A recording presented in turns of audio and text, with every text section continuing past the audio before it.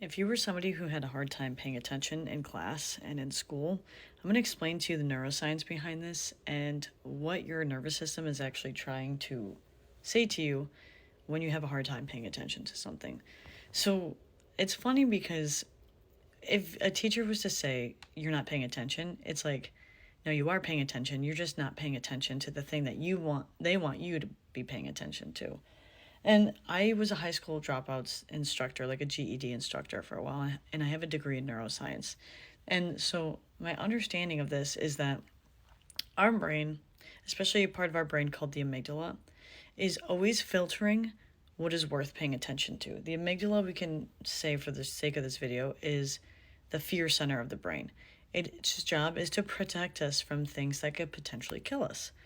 And when I was a GED instructor, some of my students were going through like really real problems in their life. And I remember thinking, like, try getting somebody to give a fuck about math when they got that going on in their life, when they have these things going on in their life. And so that was my job. My job was to manufacture attention as a teacher. Like, that's how I saw it.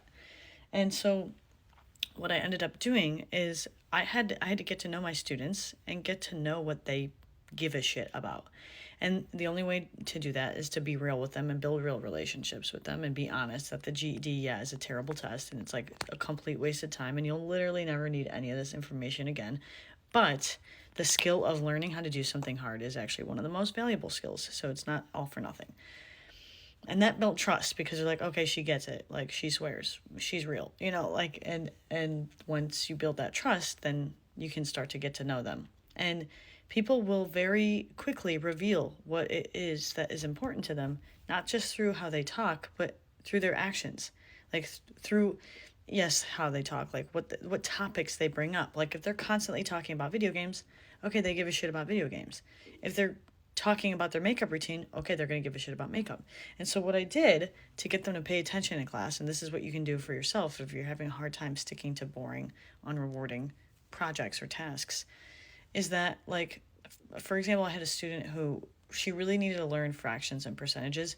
Most people need to learn fractions and percentages, but not just high school dropouts. But I said to her, I said, hey, do you shop at Sephora? And she was like, yeah. And I said, do you know how much something costs when it's on sale, like 20% off? And she was like, no. And I said, do you want to? And she was like, yeah, absolutely. Then I gave her a worksheet, fractions and percentages, and I was like, here you go. This is how you figure that out. And she could not be bothered. She sat down and she kept coming up to me asking questions, and she was so curious. That's attention. That's me speaking to the amygdala, the part of the brain that's like, hey, is this worth giving a fuck about?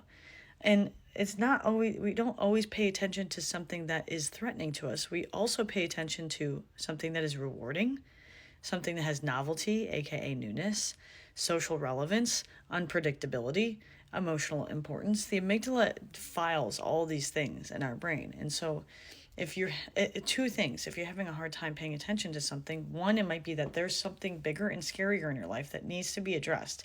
And until it's addressed, it's just going to be hard to pay attention to other things.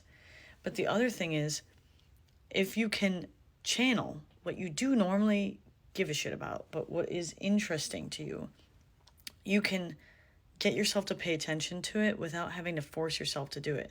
So, like, if you don't like budgeting, for example, because my page is about money and budgeting, see if you can find a way to make budgeting as rewarding as possible. Make it as fun as possible. Maybe what you do enjoy doing is watching Netflix. I don't know, this is probably a terrible example. Put a Netflix show on in the background while you submit the budget.